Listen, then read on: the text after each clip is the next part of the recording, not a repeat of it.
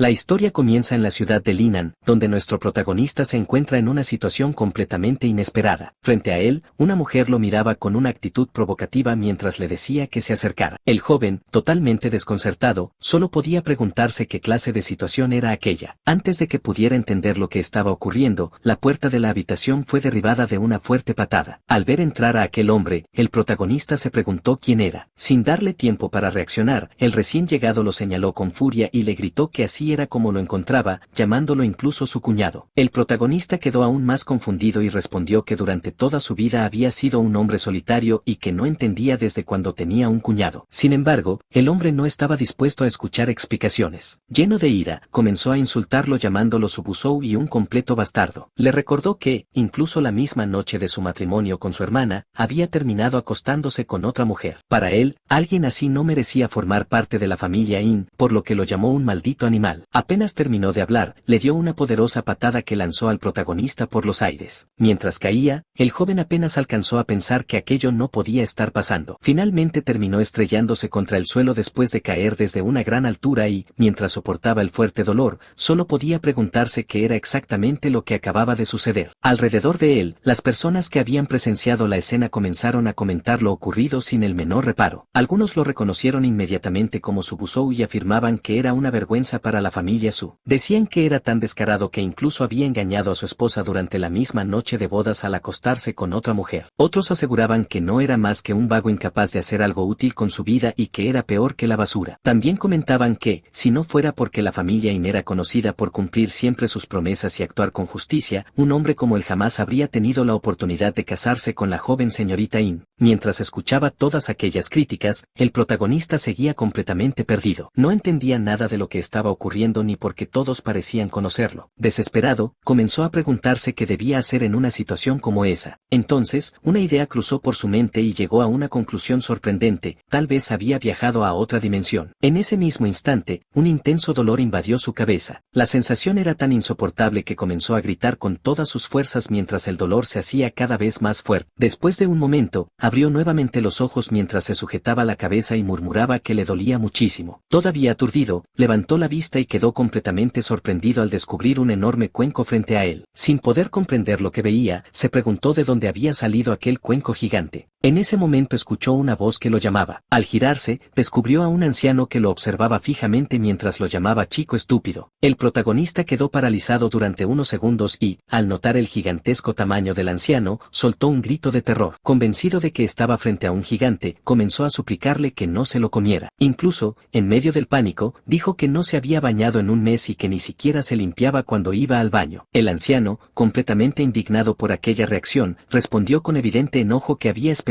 3000 años para poder renacer utilizando aquel cuenco de reencarnación y que, después de una espera tan larga, aquel maldito mocoso había arruinado todos sus planes al lanzarse dentro del cuenco. A pesar de escuchar toda aquella explicación, el protagonista seguía muerto de miedo y no dejaba de repetir que no se le acercara. En ese momento, el anciano descendió del lugar donde se encontraba y, con una expresión de impaciencia, dijo que dejara de decir tonterías, pues su alma estaba a punto de disiparse. Mientras hablaba, le dio una patada al protagonista y le ordenó que se callara y lo escuchara con atención. Entonces comenzó a explicarle que, en primer lugar, el cuenco de la reencarnación estaba a punto de destruirse, pero que, si lo alimentaba con algunos metales, sería capaz de repararse por sí mismo. En segundo lugar, durante ese proceso de reparación el cuenco produciría un fluido energético. En tercer lugar, ese fluido era extremadamente beneficioso, ya que servía para aumentar su fuerza. En cuarto lugar, el cuenco de la reencarnación podía nutrir y reparar su alma. En quinto lugar, ayudaba a las personas a iluminar su camino Dao y también les permitía dominar con mayor facilidad diferentes artes marciales. Justo cuando iba a mencionar el sexto punto, el protagonista lo interrumpió de la manera más inesperada. Sin pensarlo dos veces, le dio un golpe al anciano y le gritó que el sexto punto debía ser que se alejara de él, porque sus pies olían horriblemente mal. El anciano, completamente indignado, comenzó a gritar que aquel gran señor se estaba tomando la molestia de enseñarle y que esa era la forma en que le pagaba. También lo reprendió diciendo que no conocía el significado del respeto y que cómo se atrevía a golpear a un antepasado como él. El protagonista no se quedó callado y le respondió a los gritos, preguntándole cuándo le había pedido que le enseñara algo. Sin perder la paciencia, el anciano volvió a levantar la voz y le dijo que, si él afirmaba que iba a enseñarle, simplemente debía aceptarlo y escuchar. Sin embargo, en medio de la discusión, el anciano se quedó en silencio por un instante al notar que algo no estaba bien. Con una expresión resignada, murmuró que su tiempo se había acabado. Al verlo comenzar a desvanecerse, el protagonista dejó de discutir y, sorprendido, le preguntó qué estaba ocurriendo y por qué estaba desapareciendo. El anciano, ya con la voz más débil, le dijo que tomara un poco de su conocimiento antes de que fuera demasiado tarde. Le entregó la espada del silencio y las habilidades médicas Yin Yang, explicándole que su alma dejaría de existir para siempre en ese mundo y que su último deseo era transmitirle parte de sus habilidades y conocimientos. El protagonista, impresionado por los nombres de aquellas técnicas, pensó que sonaban realmente poderosas. Sin embargo, apenas recibió los pergaminos, un olor insoportable invadió el ambiente. Inmediatamente comenzó a quejarse, preguntándose por qué olían tan mal y diciendo que sentía que iba a morir. El anciano, con total naturalidad, respondió que lo sentía, pero que había estado usando aquellos pergaminos como plantillas para sus zapatos. Al escuchar semejante explicación y soportar aquel horrible olor, el protagonista solo pudo pensar que ese viejo realmente era un cerdo. Al instante siguiente, el protagonista abrió nuevamente los ojos en el mismo lugar donde había caído anteriormente. Todavía confundido, se preguntó si todo había sido un sueño, pero enseguida se dio cuenta de que no era así. Las técnicas seguían presentes dentro de su cabeza, demostrando que todo había ocurrido de verdad. Una sonrisa apareció en su rostro mientras pensaba que todos los que habían despreciado a ese protagonista terminarían arrepintiéndose de haberlo humillado y que había llegado el momento de comenzar su venganza. Justo cuando pronunciaba esas palabras con entusiasmo, el ave que estaba a su lado lo miró con evidente molestia y exclamó que otra vez era él. Mientras tanto, las personas que seguían reunidas alrededor comenzaron a murmurar entre ellas. Algunos afirmaban que Busou finalmente se había vuelto completamente loco y que debían expulsarlo, pues era una vergüenza para la ciudad de Linan. Otros advertían a quienes pasaban por allí que no miraran a esa basura y que se alejaran de él. Incluso alguien gritó que no se acercara porque estaba loco. Al escuchar todas aquellas palabras, el protagonista comprendió que el dueño original de ese cuerpo tenía una reputación verdaderamente desastrosa. Pensó que no sabía si algún día sería capaz de reivindicar aquel nombre, pero decidió que, por el momento, eso no era lo más importante. Lo primero era conseguir algo para llenar su estómago. Su venganza podía esperar un poco más. Con ese pensamiento comenzó a caminar y, mientras avanzaba por las calles, se percató de un lugar llamado Bodel Shan. Al leer el nombre, no pudo evitar pensar que seguramente allí servirían anguila, ya que san significaba anguila en español. Sin embargo, antes de que pudiera seguir pensando en ello, la puerta del establecimiento se abrió de golpe y un grupo de jóvenes salió a recibirlo con una enorme sonrisa. Todas comenzaron a llamarlo con entusiasmo, invitándolo a entrar y pasar un buen rato con ellas. Una de las mujeres se acercó hasta quedar prácticamente pegada a él y le dijo que hacía mucho tiempo que el joven maestro Su no iba a visitarlas. Otra comentó que había escuchado que se había casado la noche anterior y, por eso, le preguntó por qué había decidido volver a visitarlas. El protagonista quedó completamente sorprendido y finalmente comprendió a qué se referían con la palabra san. Entonces pensó que no estaban hablando de una anguila de verdad y llegó a la curiosa conclusión de que, al parecer, a las mujeres de ese mundo también les gustaba jugar con las anguilas. En ese momento, la propia anguila apareció para quejarse diciendo que nadie pensaba en sus sentimientos. Poco después, otra mujer se acercó sonriendo y le dijo al maestro Su que hacía muchísimo tiempo que no iba por allí, invitándolo a entrar para pasar el rato con ella. Antes de que pudiera reaccionar, varias mujeres lo sujetaron por los brazos y comenzaron a llevarlo al interior prácticamente a la fuerza. Mientras lo arrastraban, les pedían a las demás que prepararan una habitación para el señor Su. El protagonista no dejaba de pedir que lo soltaran, pero ninguna parecía escuchar sus protestas. Una vez dentro, quedó completamente sorprendido al ver una mesa repleta de comida. Una de las mujeres comenzó a servirle una gran cantidad de platillos y él quedó embobado al contemplar semejante banquete. Sin pensarlo demasiado, decidió que lo primero era llenar su estómago y que después tendría tiempo para aclarar toda aquella situación. Mientras comía con entusiasmo, una de las mujeres se acercó y le dijo que debía comer bien para luego jugar cosas divertidas con ella. Antes de que pudiera responder, otra intervino diciendo que hacía poco había aprendido un nuevo estilo y quería que él lo probara. En ese instante, el protagonista comprendió perfectamente dónde se encontraba y pensó que estaba rodeado de prostitutas. Al darse cuenta de la situación, comenzó a preocuparse y pensó que, si otras personas descubrían que estaba allí justo al día siguiente de su boda, estaba completamente muerto. De repente, un fuerte estruendo rompió la tranquilidad del lugar cuando alguien derribó la puerta de una patada mientras gritaba el nombre de su Busou y le ordenaba salir de inmediato. El escándalo llamó la atención de todos los presentes en el Bodel Shan, quienes comenzaron a preguntarse quién estaba causando semejante alboroto. Rápidamente, varias personas se acercaron para ver lo que sucedía y, al mirar dentro de la habitación, reconocieron al hombre que estaba sentado comiendo. En cuanto las jóvenes vieron quién había llegado, abandonaron el lugar de inmediato. inmediato. El cultivador señaló al protagonista con furia y lo llamó bastardo. Luego lo acusó de haber sido sorprendido intentando violar a Lin Qingxi, la inocente belleza número 1 de la ciudad. Como si eso no fuera suficiente, también le reprochó el descaro de estar bebiendo y rodeado de prostitutas apenas un día después de haberse casado. Al escuchar aquellas palabras, el protagonista reconoció al hombre y recordó que se trataba de Jiang Wei. Sin embargo, lo que más llamó su atención fue el nombre de Lin Qingxi. Sin comprender todavía toda la situación, comenzó a preguntarse quién era esa mujer conocida como la belleza número 1 de la ciudad. A partir de este momento, el protagonista comenzará a recuperar poco a poco los recuerdos del dueño original de ese cuerpo. Gracias a esas memorias, en algunas ocasiones reconocerá personas, nombres o acontecimientos que todavía no han sido presentados en la historia, ya que esos recuerdos irán regresando de manera gradual. Mientras todo ocurría, las personas que observaban la escena comenzaron a comentar entre ellas. Algunos decían que Su Buzhou realmente era un descarado y que, si Jiang Wei terminaba matándolo, en realidad le estaría haciendo un favor a toda la ciudad de Linan. Al escuchar esos comentarios, Jiang Wei no perdió más tiempo. De una fuerte patada hizo volar la mesa y se lanzó directamente contra el protagonista con la clara intención de acabar con su vida. Al verlo venir, el protagonista retrocedió apresuradamente y le gritó que era demasiado cruel, que apenas se conocían y ya quería matarlo. Jiang Wei pasó rozándolo por muy poco, y el ataque casi deja al protagonista sin su parte más preciada. Al quedar frente a frente, el protagonista intentó calmar la situación y le propuso hablar tranquilamente. Sin embargo, Jiang Wei respondió que hablarían cuando estuviera en el infierno. Al escuchar esas palabras, el protagonista pensó que realmente iba a morir.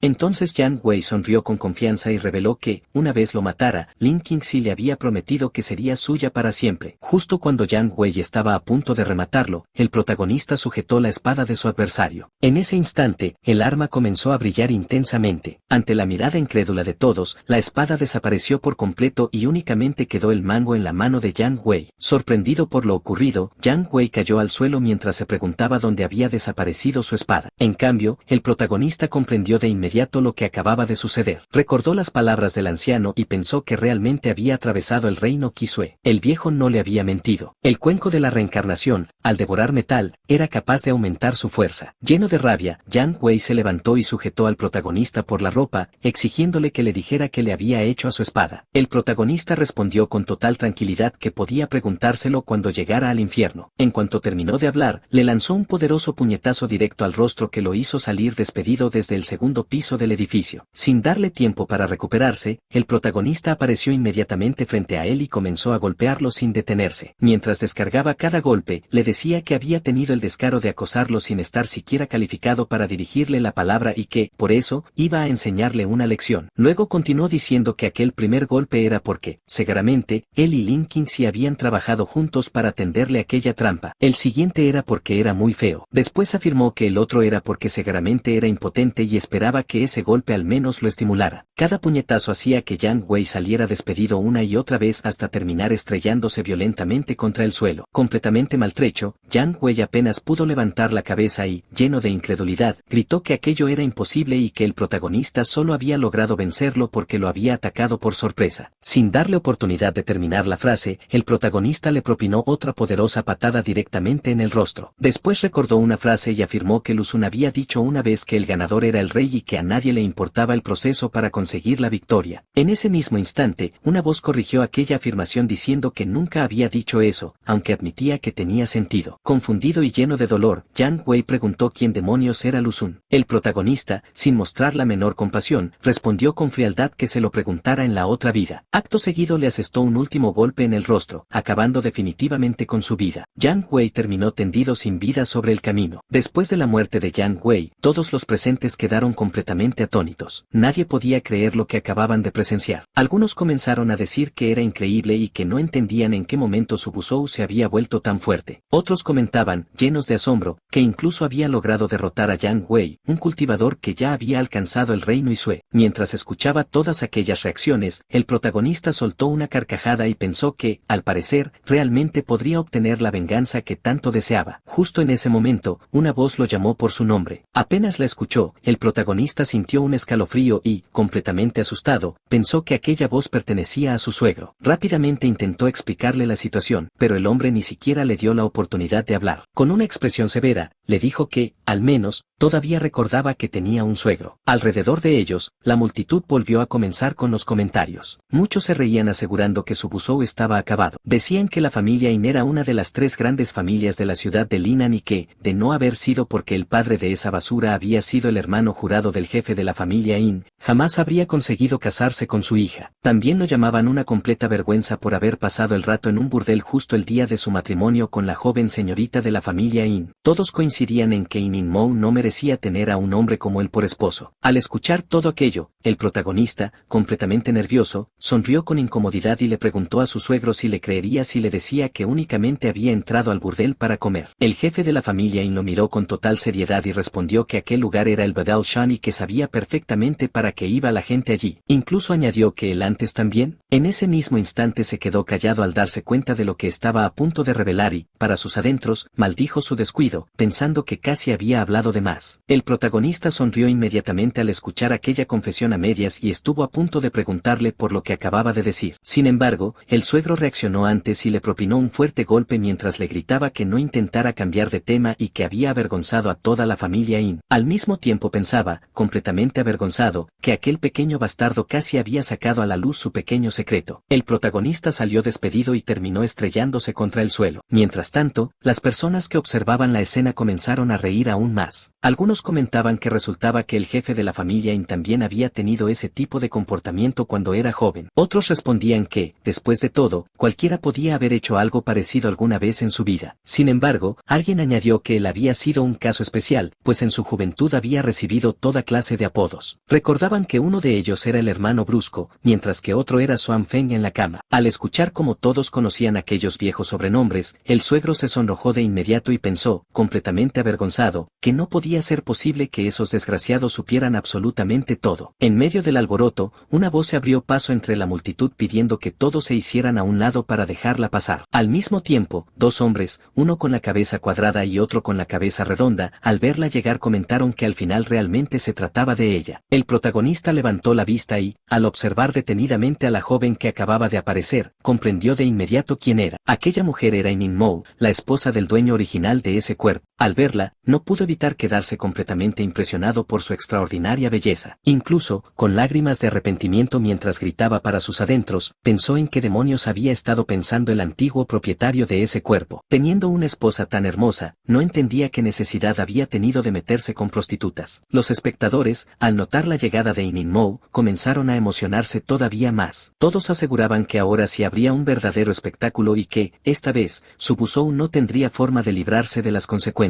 Comentaban que apenas se había casado y ya había pasado la noche con otra mujer en lugar de estar con su esposa, así que era evidente que ella jamás podría perdonarlo. Entre la multitud, un hombre conocido por ser un experto en apuestas levantó la voz y aseguró que apostaba a que In-Mou solicitaría el divorcio en ese mismo instante. Incluso afirmó que, si eso no ocurría, comería excremento allí mismo. Otro de los presentes respondió que cualquiera con 2 dedos de frente podía darse cuenta de que eso era lo que iba a suceder y que ni siquiera hacía falta apostar. En ese momento, In-Mou finalmente miró fijamente a su Busou y le preguntó con calma si le dolía. 2 personas no podían creer lo que acababan de ver y comentaban que era imposible que ella no hubiera golpeado a su Busou. Según ellos, aquello solo significaba una cosa, ella todavía se preocupaba por él. Al escuchar esos comentarios, el protagonista comprendió algo importante y pensó que aquella joven parecía ser la única persona que había tratado con amabilidad al dueño original de ese cuerpo. Al verlo completamente callado, In-Mou le preguntó por qué no decía nada. El protagonista levantó la vista, le dedicó una sonrisa y respondió que al principio sí le dolía, pero que, después de ver a su hermosa esposa, el dolor había desaparecido por completo. Aquellas palabras hicieron que In-Mou desviara la mirada mientras un ligero rubor aparecía en su rostro. Con un tono tranquilo le dijo que, si realmente estaba bien, entonces era mejor que regresaran a casa. El protagonista aceptó inmediatamente y respondió que estaba de acuerdo. Sin embargo, mientras ambos comenzaban a marcharse, la multitud no dejó de gritarles. Varias personas le preguntaban a In-Mou si realmente pensaba perdonarlo después de que, al día siguiente de su boda, se hubiera ido a la cama con su mejor amiga. También le recordaban que había sido sorprendido por su propio padre dentro de un burdel y le preguntaban si aún así pensaba dejar pasar todo aquello. Algunos incluso comentaban que el corazón de In-Mou era demasiado grande para ser ser capaz de perdonar semejante humillación. Cuando la pareja apenas había avanzado unos pasos, un hombre apareció frente a ellos bloqueándoles el camino y les ordenó detenerse. Ninmou lo reconoció de inmediato y preguntó qué estaba haciendo allí Xie Wanping. Al escuchar ese nombre, el protagonista recordó quién era aquel hombre gracias a los recuerdos que poco a poco iba recuperando del dueño original de ese cuerpo. Sin rodeos, Xie Wanping declaró que había ido exclusivamente a buscar a su Busou. Luego lo señaló con desprecio y lo llamó basura, preguntándole si pensaba seguir escondiéndose detrás de una mujer. El protagonista caminó tranquilamente hasta quedar frente a Xie Wanping y, con una sonrisa burlona, le respondió que, si se escondía detrás de su esposa, era simplemente para no tener que contemplar aquella desagradable apariencia. Después añadió que era tan desagradable que ni siquiera su propio cabello quería permanecer sobre su cabeza. Aquellas palabras dejaron completamente desconcertado a Xie Wanping, quien pensó para sus adentros cómo aquel bastardo había descubierto que se estaba quedando calvo. Sin darle tiempo para reaccionar, el protagonista continuó atacándolo con sus palabras y le dijo que no tenía nada con que refutar lo que acababa de decir y que, por la expresión de su rostro, era evidente que había quedado completamente impactado porque alguien hubiera descubierto su secreto. Lleno de rabia, Xie Wanping levantó la voz y dijo que no había ido hasta allí para perder el tiempo con semejantes tonterías. Explicó que el mes siguiente se celebraría la competencia entre las grandes familias y desafió a su Busou a enfrentarse con él. Luego añadió que, si perdía, tendría que separarse de Ninmou. Al escuchar esa condición, el protagonista colocó una mano sobre el hombro de Xie Wanping y respondió con total firmeza que jamás apostaría a algo relacionado con su esposa. Sin embargo, aceptaba el desafío, porque cualquiera que quisiera quedarse con ella merecía morir. Aquellas palabras hicieron que Ninmou no pudiera ocultar la alegría que sentía. El protagonista tomó su mano con naturalidad y le dijo que era momento de marcharse. Mientras ambos se alejaban, Xie Wanping permaneció inmóvil observándolos con una expresión sombría. Incapaz de comprender aquel cambio tan repentino, pensó con frustración por qué esa basura ahora transmitía una presencia tan feroz e intimidante. Aún así, juró para sus adentros que, cuando matara a su Busou, tarde o temprano Ninmou terminaría siendo suya. Mientras tanto, el experto en apuestas seguía contemplando con desesperación la apuesta que había perdido. Con el rostro lleno de arrepentimiento, murmuró que de verdad no podía comerse aquello. Los hombres que estaban a su alrededor estallaron en carcajadas y comenzaron a presionarlo, diciéndole que dejara de hablar y que se lo comiera de una vez. La escena cambia a la residencia de la familia In. Apenas llegan, el jefe de la familia golpea la mesa con fuerza y, completamente furioso, encara a su Busou. Le pregunta cómo pudo hacer semejante escándalo y si acaso era un estúpido. También le reclama que la familia In estaba atravesando un momento crítico y que, en lugar de ayudar, no se le había ocurrido nada mejor que traerles todavía más problemas. A pesar de la reprimenda, el protagonista mantiene una sonrisa despreocupada y le responde que no debe preocuparse, pues trabajará duro para convertirse en el mejor en el futuro y así devolverle el prestigio a la familia In. Mientras decía esas palabras, pensaba para sus adentros que ahora poseía el cuenco negro de la reencarnación y que, con solo entrenar un poco, su fuerza aumentaría enormemente. Estaba convencido de que muy pronto sorprendería a todos. Sin embargo, aquellas palabras solo hicieron que el suegro se enfureciera todavía más. Mirándolo fijamente, le preguntó si realmente creía que era un idiota. Entonces comenzó a recordarle todas las promesas que había incumplido. Le dijo que, hacía apenas 2 meses, había asegurado que quería practicar el arte de la espada y, con esa excusa, tomó una de las espadas de la familia para terminar vendiéndola por 1200 taeles. Después le recordó que, un mes atrás, había afirmado que quería estudiar el taoísmo, por lo que gastó 3000 taeles en un libro que terminó convirtiendo en papel higiénico. Finalmente, le preguntó con evidente ironía si a eso era a lo que llamaba esforzarse. En ese momento, la madre de Ninmou rompió en llanto y culpó directamente a su esposo por toda aquella situación. Le reprochó que, para pagar la deuda de gratitud que tenía con el hermano Su, no hubiera encontrado una mejor solución que casar a su propia hija con aquel mocoso. El jefe de la familia insuspiró con impotencia y respondió que lo sentía, pero que jamás habría imaginado que ese muchacho terminaría desarrollando una conducta tan desastrosa. Mientras la discusión continuaba, Ninmou entró en la habitación y les pidió que dejaran el asunto atrás. Les recordó que el matrimonio ya era un hecho y que seguir hablando del pasado no cambiaría nada. Luego dirigió la mirada hacia su Busou y le explicó que la familia intentaría ayudarlo a cancelar la apuesta con Xie Wanping. También le advirtió que, durante la competencia entre las grandes familias, los participantes se jugaban la vida y que aquello no era ninguna broma. Por eso le pidió que dejara de actuar de manera tan impulsiva, ya que llegaría un momento en que ni siquiera la familia In podría protegerlo y acabaría perdiendo la vida. Al escuchar aquellas palabras, el protagonista sonrió con entusiasmo y le dijo que, en el fondo, realmente estaba preocupada por él. Ninmou se dio la vuelta inmediatamente y, con el rostro completamente sonrojado, sonrojado, le respondió que no malinterpretara las cosas. Justo cuando el protagonista intentaba decir algo más, el jefe de la familia In lo detuvo con un fuerte grito. Su Busou se giró con expresión nerviosa y preguntó qué era lo que deseaba. Su suegro respondió que, a partir de ese mismo día, quedaba castigado y tendría que pasar las noches en el almacén sin su permiso para salir. El protagonista aceptó el castigo sin discutir, respondió que lo había entendido y, mientras salía corriendo, se despidió primero de su suegra. Cuando su Busou ya se había marchado, el ambiente volvió a ponerse serio. El jefe de la familia In comentó que había escuchado que las familias Mao y Li habían logrado reclutar guerreros con intención de espada para que las armas que forjaran se impregnaran de esa intención y, de esa manera, fueran mucho más poderosas. Después añadió que su Busou acababa de ofender a la familia Xie y que, si la familia In no conseguía encontrar a alguien con intención de espada, estaban condenados a desaparecer. Al escuchar esas palabras, In Mou respondió que tampoco entendía dónde las familias Mao y Li habían conseguido encontrar a dos guerreros que poseyeran intención de espada. Mientras se alejaba para cumplir con su castigo, el protagonista escuchó a varias personas conversando con evidente preocupación. Decían que era cierto que las otras familias habían conseguido guerreros capaces de utilizar la intención de espada y que no sabían si la familia In sería capaz de sobrevivir a lo que estaba por venir. Al oír esas palabras, su Busou se detuvo por un momento y comenzó a reflexionar. Recordó que, antes de desaparecer, el anciano le había transmitido el arte de la espada del silencio, una técnica impregnada con intención de espada. Sin estar completamente seguro, pensó que quizá aquello podría servir para ayudar a la familia In. Antes de que pudiera seguir pensando, escuchó un gran alboroto proveniente de la entrada de la residencia. Un guardia intentaba impedir el paso de unos visitantes mientras les ordenaba que se detuvieran, pero, antes de terminar la frase, recibió un fuerte golpe que lo hizo salir despedido por los aires. Los presentes comenzaron a reunirse rápidamente para averiguar qué estaba ocurriendo. Algunos no podían creer que alguien se atreviera a provocar a la familia In dentro de la ciudad de Linan. Otros comentaban que la industria de las armas era el principal sustento de la familia In y que, precisamente por esa razón, las familias Mao y Li pretendían comprarla. También explicaban que ambas familias ya poseían armas imbuidas con intención de espada y que, aunque la familia In se negara a vender su industria, tarde o temprano terminaría quebrando debido a la enorme diferencia entre sus productos. Al escuchar el alboroto, el patriarca de la familia In salió inmediatamente y, con voz autoritaria, preguntó quién se atrevía a irrumpir de esa manera en la residencia de su familia. Frente a él aparecieron dos hombres. El primero era el patriarca de la familia Mao, Mao Zhen, quien declaró sin rodeos que habían ido para hablar sobre la compra de la industria armamentística de la familia In. A su lado se encontraba el patriarca de la familia Li, Li Wanfeng, quien, con aparente cortesía, ofreció disculpas por la forma en que habían entrado. El patriarca In los miró fijamente y preguntó si realmente creían que podían destruir a la familia In solo porque ahora poseían armas imbuidas con intención de espada. Mao Zhen sonrió con total confianza y respondió que, en toda la ciudad de Linan, el 70% de los compradores ya había decidido invertir en las tiendas de las familias Mao y Li. Después de recordar esa realidad, le preguntó si todavía seguía creyendo que no podían destruir a la familia In. Entonces Li Wanfeng tomó la palabra y afirmó que la única manera de salvar a la familia In sería fabricar armas con intención de espada. Acto seguido preguntó directamente si la familia In era capaz de forjarlas. Aunque por dentro comenzaba a ponerse nervioso, el patriarca In respondió con firmeza que, por supuesto, su familia podía fabricar ese tipo de armas. Mao Zhen y Li Wanfeng aprovecharon inmediatamente esa afirmación y le exigieron que les mostrara una. Además, señalaron que había una gran cantidad de personas reunidas frente a la residencia que servirían como testigos. De esa manera, todos comprobarían si lo que decía era cierto o no, y la reputación de la familia In saldría fortalecida o quedaría dañada de forma irreversible. La multitud comenzó a debatir entre sí. Algunos opinaban que la familia In poseía un gran legado y que quizá realmente podía fabricar armas con intención de espada, aunque todavía no las hubiera puesto a la venta.